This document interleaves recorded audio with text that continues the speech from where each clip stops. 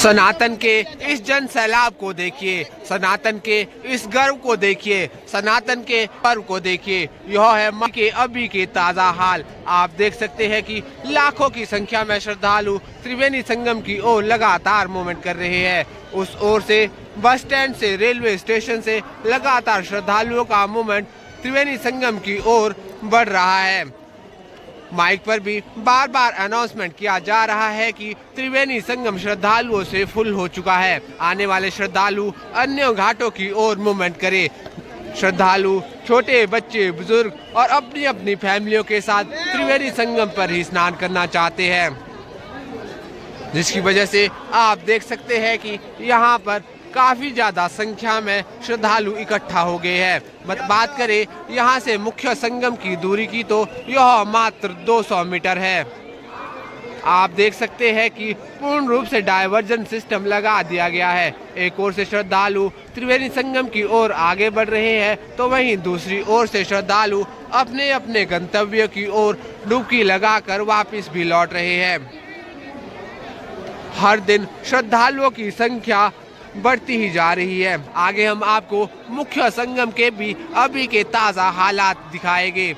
उससे पहले आप देखिए श्रद्धालुओं का यह जनसैलाब, जो कि सच में रिकॉर्ड तोड़ देने वाला है। मेरे सामने जो भी आप दृश्य देख रहे हैं वह शब्दों से परे है। लाखों श्रद्धालुओं की भीड़, संगम की लहरें और हर तरफ गूंजते हर हर गंगे के जयकारे। तो चलिए आपको सीधे संगम की यात्रा पर लेकर चलते हैं।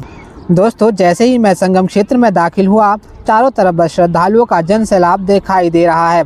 हर उम्र के लोग, बच्चे, युवा, बुजुर्ग, महिलाएं सब एक ही मकसद से यहाँ आए हैं, माँ गंगा में आस्था की डुबकी लगाने के लिए। ऐसा लग रहा है जैसा पूरा भारत प्रयागराज में उमड़ पड़ा हो। आपको बताते हैं आखिर मौनी अमावस्या इतनी खास क्यों होती है। धार्मिक मान्यताओं के अनुसार आज के दिन संगम में स्नान करने से सारे पापों का नाश होता है, मन को शांति मिलती है, जीवन में सुख समृद्धि आती है और पितरों का आशीर्वाद प्राप्त होता है। इसी विश्वास के साथ लोग रात से ही घाटों पर पहुंचने लगते हैं।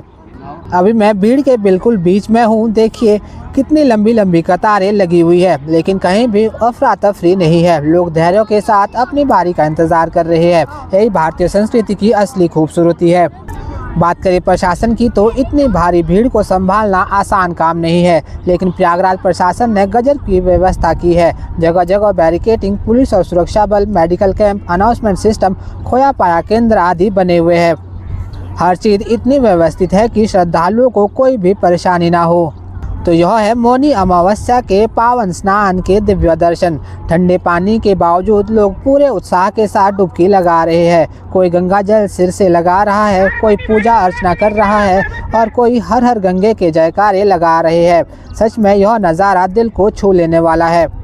मैंने कुछ श्रद्धालुओं से बात की। उन्होंने कहा कि मौनी अमावस्या का स्नान करके उन्हें मन की बहुत शांति मिली है, जिससे साफ पता चलता है कि यह सिर्फ मेला ही नहीं बल्कि एक आध्यात्मिक उत्सव है। साथ ही आपको बता दें कि स्नान के अलावा यहाँ का माहौल देखने लायक है। साधु संतों के शिविर, कल्पवासियों की कुटियाएं, भजन कीर्तन, हवन पूजन, धार्मिक पुस्तकें और प्रसाद। माघ मेले में सच में एक चलता फिरता आध्यात्मिक नगर है। तो आइए अब बात करें कुछ जरूरी जानकारी की उन्हीं सभी लोगों के लिए जो कि आने वाले दिनों में माघ मेला प्रयागराज में आ रहे हैं। कोशिश करें कि आप सुबह जल्दी पहुंचे, कम सामान लेकर आए, कीमती चीजें संभाल कर रखें, भीड़ में धैर्य बनाए रखें और ज़्यादा भीड़ भाड़ वाले क्षेत्र में जाने से बचें। प्रशासन के निर्देशों का पालन करें। बच्चों और बुजुर्गों का खास ध्यान रखें। उनकी जेब में अपना मोबाइल नंबर और अपना एड्रेस जरूर लिख कर डाल दें। इन बातों का ध्यान रखेंगे तो आपका सफ़र सुरक्षित और सुखद रहेगा। दोस्तों, आज का यह अनुभव मेरे लिए सच में यादगार बन गया। कैमरे पर शायद सब कुछ दिखाना संभव ना हो, लेकिन यहाँ की सकारात्मक ऊर्जा सीधे दिल तक पहुँचती है।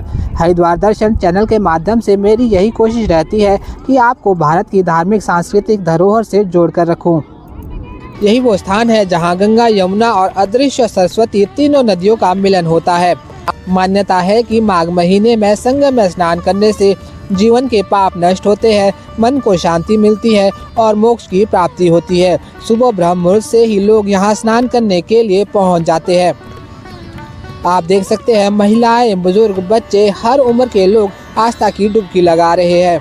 स्नान के बाद लोग यहाँ दान पुण्य भी कर रहे हैं। कई श्रद्धालु दीप दान कर रहे हैं, गंगा पूजन कर रहे हैं, पंडितों से पूजा अर्चना करवा रहे हैं, मंत्रोच्चारण चल रहा है। पूरा वातावरण भक्ति से भरा हुआ है। यहाँ आकर सच में महसूस होता है कि भारत की धार्मिक परंपरा कितनी गहरी और मजबूत है। दोस्तों, अब मैं आपको लेकर आ गया हूँ कल्पवास क्षेत्र में। माघ मेले की सबसे खास परंपरा है कल्पवास। यहाँ हजारों लोग पूरे 1 महीने तक रहते हैं और रोज गंगा स्नान, पूजा पाठ, भजन कीर्तन, सादा और सात्विक जीवन, यही उनकी दिनचर्या होती है। मैंने कुछ कल्पवासियों से बात की। उन्होंने बताया कि वे कई सालों से लगातार यहाँ आ रहे हैं। उनके चेहरे पर जो शांति दिखती है वह सच में अद्भुत है। यहाँ माघ मेले में अलग अलग अखाड़ों के साधु संत भी आए हुए हैं। आपको जगह जगह नागा साधु, महामंडलेश्वर, धर्मगुरु, प्रवचन पंडाल सब देखने को मिल जाएगा। कई जगहों पर धार्मिक कथाएं और सत्संग भी चल रहे हैं। अब थोड़ा घूम लेते हैं मेला बाजार में। यहाँ आपको हर चीज़ मिल जाएगी और ढेर सारे खाने पीने के टी स्टॉल। सच बताऊं, मेले का खाना भी अपने आप में अलग ही अनुभव होता है। दोस्तों, इस बार प्रशासन की व्यवस्थाएं वाकई काबिले तारीफ है। साफ सफाई की अच्छी व्यवस्था, पुलिस और सुरक्षा या फिर रैन बसेरे की सुविधा, हर चीज़ बहुत व्यवस्थित तरीके से संभाली जा रही है ताकि श्रद्धालुओं को कोई भी परेशानी ना हो। दोस्तों, पिछले कुछ दिनों से माघ मेले में श्रद्धालुओं की संख्या लगातार बढ़ती जा रही है।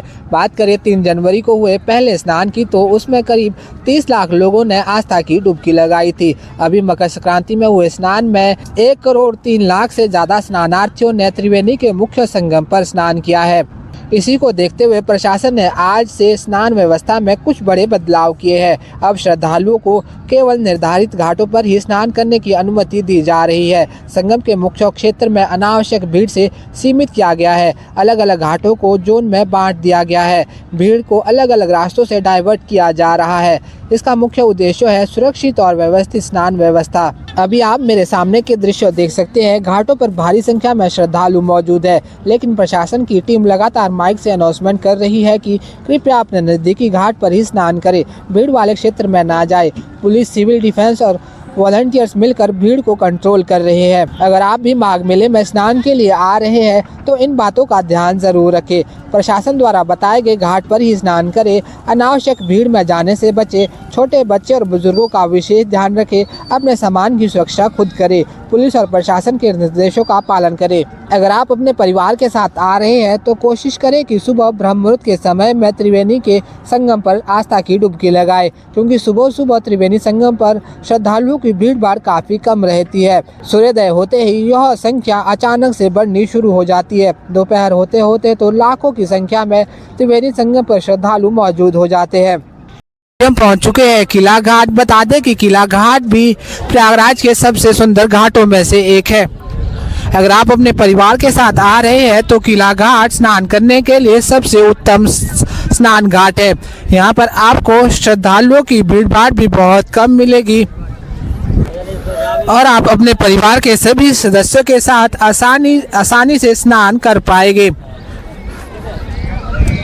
त्रिवेणी संगम की अपेक्षा यहाँ पर स्नानार्थियों की संख्या बिल्कुल ना के बराबर है। यहाँ पर भी बोट की सुविधा आपको मिल जाती है, जो कि आपको त्रिवेणी के मुख्य संगम तक लेकर जाती है। दोस्तों, अभी हम पहुंच चुके हैं संगम टावर के बिल्कुल ठीक सामने में। यहाँ से आप पूरे माघ मेला के दिव्य दर्शनों का लाभ ले सकते हैं। देख सकते हैं कि आज भी कितनी ज्यादा संख्या में स्नानार्थी तीर्थराज प्रयागराज पहुंचे हुए हैं। 2 से 3 किलोमीटर के क्षेत्रफल में फैला यह त्रिवेणी संगम का पूरा एरिया आज पूरी तरह से पैक नजर आ रहा है। घाटों के करीब जाना तो और भी ज्यादा मुश्किल है, क्योंकि वहां पर इतनी ज्यादा संख्या में स्नानार्थी है कि आपको घाट के करीब जाने में करीब आधा से 1 घंटा लग जाता है। माघ मेला प्रयागराज में हर दिन नए नए रिकॉर्ड बन रहे हैं। बता दें कि ठीक सामने से दारागंज और शहर की ओर से आने वाले स्नानार्थी मुख्य त्रिवेणी संगम की ओर जा रहे हैं। कोशिश करूं मैं यहां से आपको मां यमुना जी की पट्टी पर बने स्नान घाट दिखाने की, तो देख पा रहे होंगे वहां पर भी लाखों की संख्या में श्रद्धालु पहले से ही स्नान कर रहे हैं। यह है माँ यमुना जी की पट्टी, जो कि आगे जाके त्रिवेणी के मुख्य संगम में जाकर माँ गंगा जी से मिलती है। ठीक सामने में है मुख्य त्रिवेणी का संगम, इसे ही संगम नोज के नाम से भी जाना जाता है। वहाँ पर अगर आप देख पा रहे होंगे तो लाखों की संख्या में श्रद्धालु अभी भी स्नान कर रहे हैं। वहाँ पर जाना चुनौतीपूर्ण है। अगर आप इतनी ज्यादा भीड़ में जाते हैं तो करीब आधा घंटा तो आपको त्रिवेणी संगम तक पहुँचने में ही लग जाएगा। यह थे आज के मौनी अमावस्या स्नान के दिव्य दर्शन। वीडियो अच्छा लगे तो लाइक, कमेंट और अन्य भाई बहनों के साथ शेयर जरूर करें। और हाँ, हमें सपोर्ट करने के लिए हमारे इस YouTube चैनल को सब्सक्राइब अवश्य करें। तो चलिए इस वीडियो में बस इतना ही। जल्द मिलते हैं नेक्स्ट वीडियो में। तब तक अपना ख्याल रखें।